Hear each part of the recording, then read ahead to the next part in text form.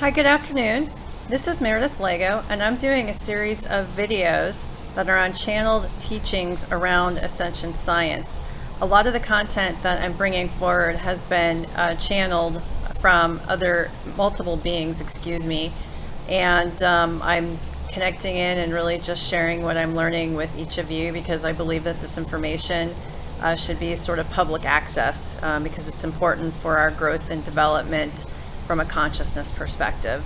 So with that, I have been the last couple of weeks, I'd say, been sharing some teachings that have come from a collective consciousness, and then most recently from I'll say broadly the Pleiadeans, although it's really a consciousness within the Pleiadeans, but that's how the group ended up representing themselves at the end of a couple of the sessions. I don't normally get content from the Pleiadeans per se, but did want to share some.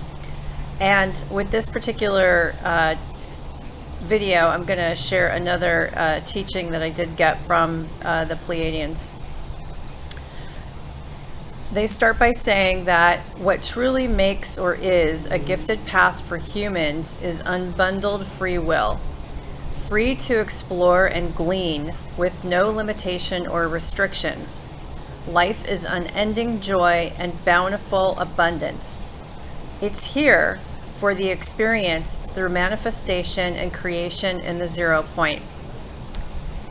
And I asked a question of this particular session because it was on my mind because of something that I heard, so I thought I'd ask it, which was, I had heard in a book, so it was based upon a book that I was reading, that humans will be offered the ability to travel off planet within the next decade. Why was it advised to stay? So in this particular book that I was reading, the book was also a download or a channeling with different collective consciousness beings. I can't remember who was providing the channeling at the time. It was a while ago that I documented this material.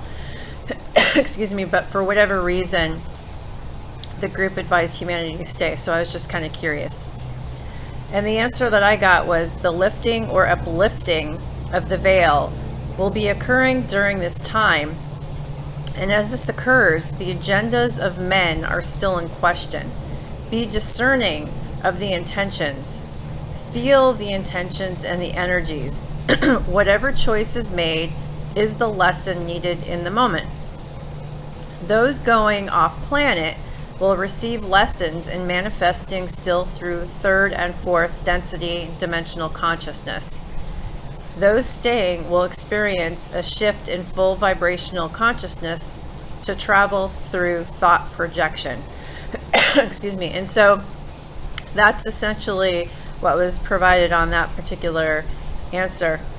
So I think in essence, they're basically confirming other things that I have learned in the past from other sources, most notably from Ascended Master Hilarion, that you have to feel into the intentions of the energy that might be approaching you in any case, whether it's a human being, a dog, a cat, or a non-human being that might be an extra dimensional or a non-human that happens to live on our planet. So with anything, you need to feel into the energy and use that as a form to understand the intentions.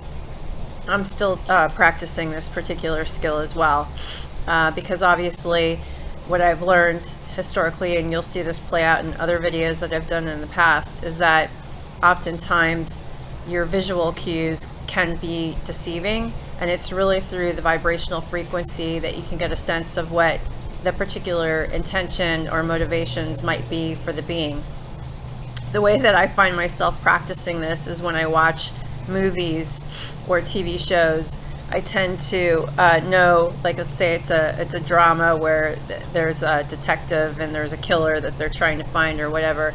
I tend to usually know about 90% of the time who did it, probably within the first 5 minutes of the show.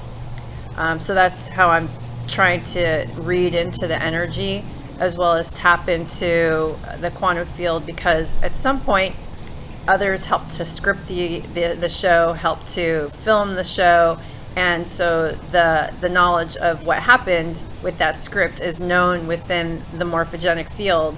So if I can learn to tap into that, I claircognizantly start to tune into that. So with that, I think that's another really great lesson here, just about the importance of free will, about the importance that what makes life so joyful and bountiful is really, again, just following the free will within you, within following your feelings and the impulses that sort of guide you to do mostly what brings you the greatest passions and joys. And then again, when it comes to interacting with energies, just continuing to feel into the energy, and whatever ends up happening is what's meant to happen, and whatever lessons that you need to continue to go on in terms of your soul path. So with that, I hope you have a great rest of your afternoon, and send you lots of love. Thanks. Goodbye.